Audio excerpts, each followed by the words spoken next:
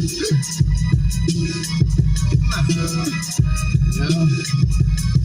I'm gonna keep real with you. You know, this is some of my old music. Yeah.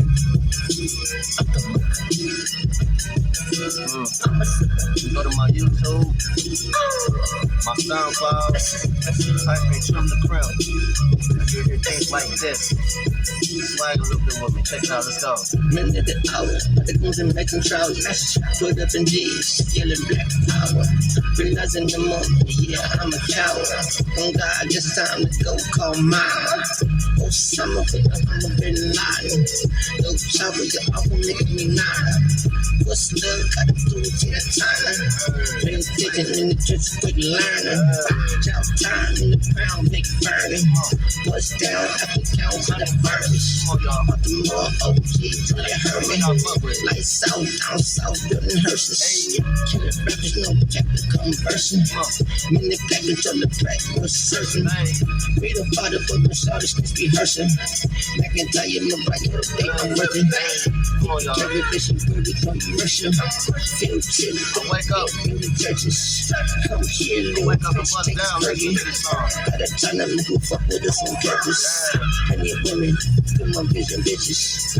Understand this, can't always kick it. In my life, y'all. I'm from some of the best. Fill up my chest, gotta get in the stack. If you watch on flex, I'm a trick on the jet. Up the muscle collect, I'm finding the sex. Mama said, "What you next?" This is I'm next. Blessings and blessings and blessings and blessings, I'm next. Blessings and blessings and blessings and blessings, I'm next. Blessings and blessings and blessings and blessings, make it strong. Yeah, man.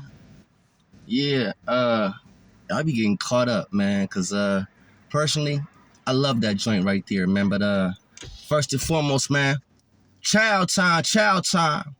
Wake your game up or fuck your name up. This is Trim La Creme here, man. Reporting, man. Reporting. Feeling real good, you know, real positive, and I feel alive, man. Matter of fact, let me pinch myself one time. Ouch. I should have heard it, no cap. But at least it let me know that I'm breathing and I'm human. See, the thing is this. Listen, mistakes come in two forms.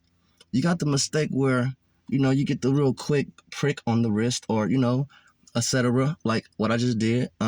Or you get that mistake that changed your whole life, man. Like, you know, when I went to the federal penitentiary, you know, living in that moment and time in my life was so severe and superior for growth and development. And honestly, now that it's all over, you know, a lot of times people would ask me, did it seem long?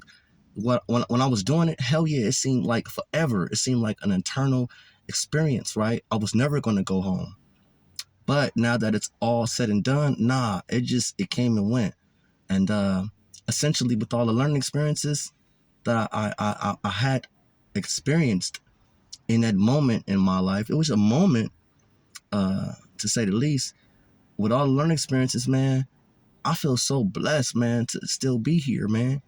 And real briefly, I want to send a positive praise, happy C-Day, man, to my boy Nina Boy, man. You keep up the good work, big brother, because ultimately, each one teach one, man. And all you have to do is continue and waking up and just be, and God can give you everything that you need, man. So happy C-Day one more time, my good brother. But so now I'm gonna go back. You know, I'm gonna go back in my story to, you know, after I was introduced, you know, to my homies, you know, I went to the cell upstairs. So now my cell, I believe it was like 623. I went to, and after I had the actual introduction, like, you know, your homies was upstairs, etc., I went up there and they sent me to 723, right up on top of me. We shared a vent. So now, you know, my homie at this time, you know, name is Keith. You know what I'm saying? Tiny Keith to be exact. You know, he was doing something, so he wasn't available. But you remember when I said I had been in the state. Now, this is some fucking crazy shit. Because life happens on life terms. It had nothing to do with me, nor him, nor anything else in particular. But why, on my last, I think I was going on S time, or I was about to go on S time, but I had got accepted to a halfway house when I was in the state. So I left Delano 3-yard or the A-yard and got transferred to Chino. Now, when I got transferred to Chino, of course, because I am on file already as a homie, a Crip to be exact, I went through, Sycamore and all that shit. And if anybody know Chino Reception Center, it's turned. It's lit. We do the greetings. We do the roll calls. Let me give an example. So when I first got to Chino, before I was housed, I had to go through the reception. So it took about, I think, 2 weeks for me to get housed. Now, mind you, I was about to go home. So if I only had 2 weeks to go, and because they transferred me to another facility, I still had to be orientated. So they wouldn't allow me to leave until medical, dental, and I seen psych, right? Example, I'm going to a halfway house. If I had a broken arm, broken foot, anything like that, I wouldn't be able to go. I wouldn't be admitted. So I had to go through the process in Chino. Being said, you get there, they find out you're a Crip, they put you in the cell with one of your homies. Now, I'm moving the cell with a little homie and shit. I ain't gonna put his name out there. But he from Raymond Crip, right? He had a life sentence. And so he was telling me about how Chino worked, because Chino in itself is a whole different entity. And there was a few big homies in there at the time.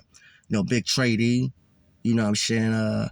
It was a couple of big homies, like another big homie like Baby Quake, from 11-8. We had Lil Double Up from 190, and just real niggas there, right? So, the homies was programmed. When they say program time, I mean program time. I mean 5 o'clock in the morning, you up. So the essays will do shit like, say for instance, there's no disrespect to the essays. So I love my brown brothers, bro, because they love me. But say for instance, when we get up first thing in the morning, 5 o'clock, you hear the essays hollering, Rasa! Rasa! Something like that. And then you'll hear them, what? A soup? Or they'll be doing what they say. They be saying what they saying. And then you'll hear no flushes on the tier. Then you hear the white guys be like, whoop pow, right? And then after they say their greetings, you hear the brother, Kiwis and Africans. And then you hear all the homies, what's up, cuz? Kiwis, Africans, what's up, cuz? So now, whoever cell in that day has the roll call for the day, meaning we going down a tier. Now, I was on the 3rd tier, Able Row. Now, say Able 1, happened. I think it was the homie Crip Trey, if I'm not mistaken, from he was a Compton Crip. Because was a leader, like he had it down pat. But I don't want to get caught up in that. It's a whole different story. Long story short, it gave me a whole different etiquette and grooming, and how to deal, right? So, being said, having that experience from Chino, and then meeting my homie, because after I went through the initial process of getting orientated, they put me in a cell with a nigga from Harlem, who happened to be my homie, Tiny Keith. Now, got a few other homies on the compound. We got Big Spike, big homie, real big homie. We got who else? We got Big Ike, you know what I'm saying, who had the keys to the compound, et cetera, et cetera. We had a few other homies there, Cricket, from Faux Trey, and you know what I'm saying, we had a few other homies and shit that I fucked with personally, but I was only there briefly. But being said, when I got to MDC and they moved me to the cell 723 upstairs, my cellie is Tiny Keith. Now, mind you, I'm not going to talk about their position and everything, what happened in their life. But what I will say is this. Something happened prior to our actual bank robbery that caused some other Harlems to get, apprehended, to say the least. So they already had a crew of homies up in the feds. It's a public record, as I said. So now, when I find out I'm in here with Keith it kind of fucked me up because you know what nostalgia is. Well, nostalgia is, say for instance, if you hear a song that reminds you of something good or bad, it make you think. So now, when I know that I got a homie that's doing what he's doing, he's not in the compound, he's busy playing law library or wherever he's at, but I'm in his cell, and they say his name, so now I'm making my bed because I feel comfortable because I know who he is. It just fucks me up for a minute. So now, they locking us down for count time. Now, this is where everybody come from, you know, their respectable jobs or wherever they come from, school. So now, I'm seeing everybody. So I'm sitting in front of the cell on my stoop, on point. And when me and Keith made eye contact, it kind of like broke a nigga down a little bit. I just left him. And we talked about what we was going to do when we get out. And we back in the same position all over again. That being said, this is episode 6, man. I got a whole lot of shit to talk about, man, but I want y'all to really tune in. And, you know, live today like it happened on purpose, man, because guess what? It did. God is good in your life, man. He's good in my life, man. And this is the game of life. And my name is Trim the Crim. And I will be tuning in a few minutes, man. Let me go and take care of my business, man, and see this man about a horse, man. Y'all keep it fly, wise and civilized, man. I'm gonna see y'all in a minute, man. Peace.